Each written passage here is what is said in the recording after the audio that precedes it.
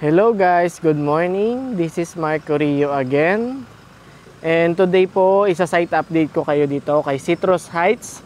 Located po ito sa Barangay Santo Cristo, Sariaya, Quezon Province. Ayan, so maganda na po yung itsura dito kay Citrus Heights. Andiyan na po yung kanyang logo. Okay na din po yung kalsada, yung daanan, yung ating manning area, tapos itong event area. So yan, itong may bakod na ito. Yan, di ba? So ayan, may nagtitripping ngayon. And then ito po yung ating guardhouse na 24/7 magbabantay dito kay Citrus. So naronda sila dito. Kada oras, kada 2 hours, nagronda sila dito sa site. And then kung napapansin nyo po pala yung kalsada is napakalawak niya. Kasya po yung dalawang dump truck dito, kabilaan. Kung aking measurein is nasa 8 to 10 meters po yung lapad niya. Okay, and then po sa kanyang mga model house is nakagawa na din po. Ito po yung duplex na model house, saka yung nasa likod is yung townhouse 44. Okay, so puntahan natin, ikutan po natin. Ayan. Kung kayo po ay naghahanap ng medyo mas malaking lote, yung meron pong garahe, swak na swak po sa inyo ang duplex. Ayan po, oh. So sa gilid yung kanyang garahe, tapos may extra space din kayo sa may harapan. Meron din po kayo magiging extra space pa sa kanyang bandang likuran for service area. And then 2-story na din po ito. Provision niya po yung 2 to 3 bedrooms, 1 bathroom, 1 kitchen and sink, living area, dining area, tsaka service area. So ayan, oh. Duplex 50, lot area 63 square meter regular, and floor area of 50 square meter. Yan. Punta naman po tayo sa may townhouse 44. So, ayan. Ito yung mga parang kagamitan sa paggagawa, sa pagko-construct. Ayan yung kanilang imbaka ng mga gamit. Ayan guys, oh. So, ganda ng unit talaga ni Citrus. Ayan. Ito yung sample model house ng... Ayan, oh. Yung kanyang townhouse 44. So, ayan, may mga visitor. Kaya maraming tao. Ayan po. So sa harapan po magkakaroon din kayo ng extra space dyan. More or less nasa 1 meters. Pero meron tayong townhouse 44 na merong garahe sa harapan. So provision for carport. Meron tayo niyan. So kay Citrus Heights pala ang mga magiging unit niya is townhouse 44. Townhouse with carport, duplex with garage, tsaka po few, mga ilang piraso lang po na single attach, and sold out na po yung single attach. Ayan po, di ba? Tingnan po natin kung makakapasok tayo dito sa isang unit para po makita natin. So ayan, ito yung actual turnover.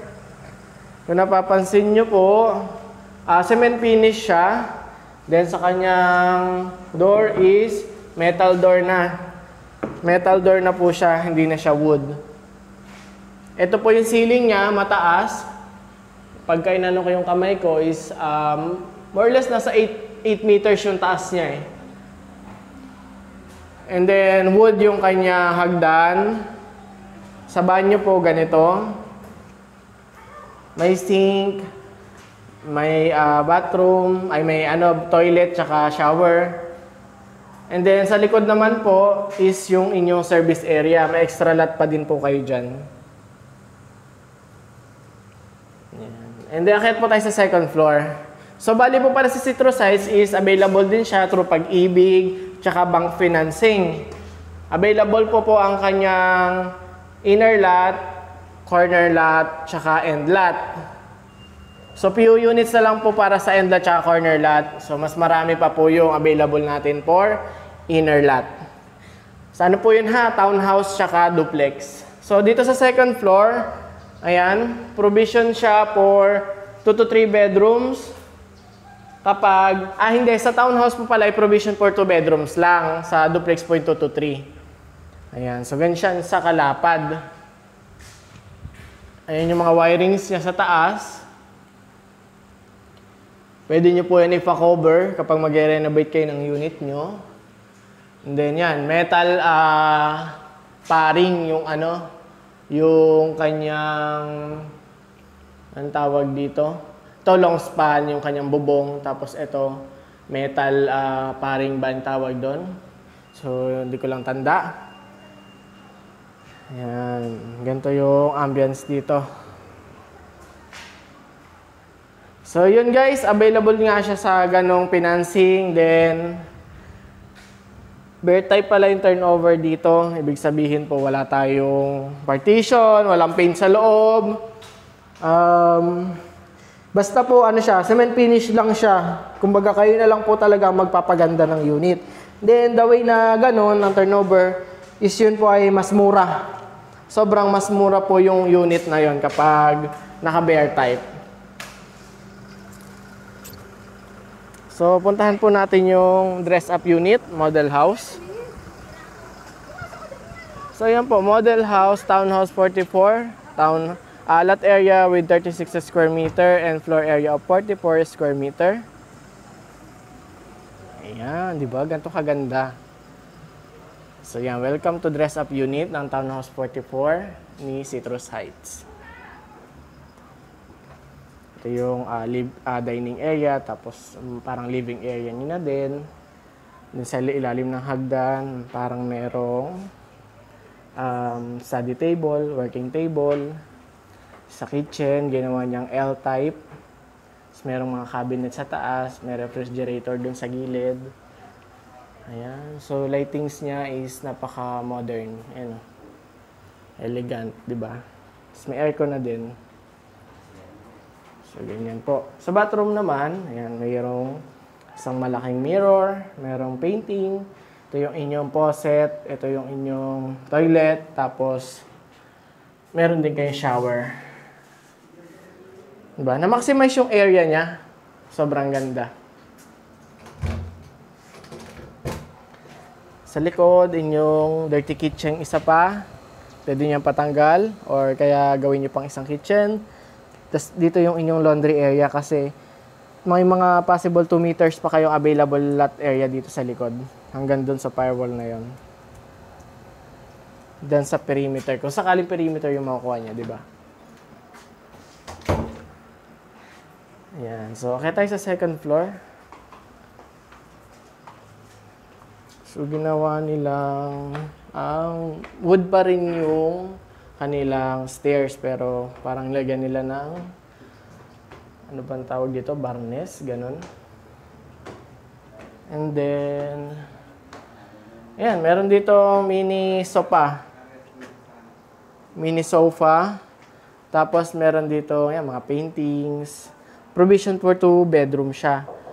Naglagay sila dito ng double deck para sa ating mga chikiting. Then, sa kanilang window naman is ganun pa din, guys. Same lang yung window, hindi binago. Meron ding mini study table dito. Then, ito yung master's bedroom. Wow, sobrang ganda. Sobrang ganda ng model house ni Citrus Heights. Ibang-iba sa lahat ng kanyang model house. Yan, di ba? Lawak, oh, double bed. So, meron din dito, wow, ganda. Meron din dito cabinet. Oh, merong damit. Na-maximize yung area niya. Pwede pa kayo maglagay doon sa taas kasi may space pa. So, ayan. So, inikot ko kayo dito sa model house, dress-up unit ng Townhouse 44 ni Citrus Heights para makita nyo po kung ano yung pwede nyo gawin sa inyong unit kung sakaling mag-avail kayo nito. Ayan. So, baba na po tayo. So, again po, naka-pre-selling pa po yung status natin kay Citrus. Possible next year pa po ang turnover nito, year 2026. Para naman po sa kanyang requirements, for initial lang po, 1 valid ID, proof of billing, proof of income, and reservation fee. Pwede na po kayo maka-avail ng unit dito. Then, for your tripping, so wala pang walk-ins dito. Strictly no walk-ins. Kasi po, mahigpit po si guard, hindi sila nagpapapasok basta nang walang kasamang representative agent. So, bali napanood nyo to. PM lang kayo sa akin para ma-set natin yung schedule nyo, yung inyong pre-tripping. At least po, 2 to 3 days before, ma-set natin yung schedule. Para po sa concrete details pa, para sa full details, PM nyo lang po ako para po ma-i-assist ko kayo. Yun lang po, and have a good day everyone. God bless.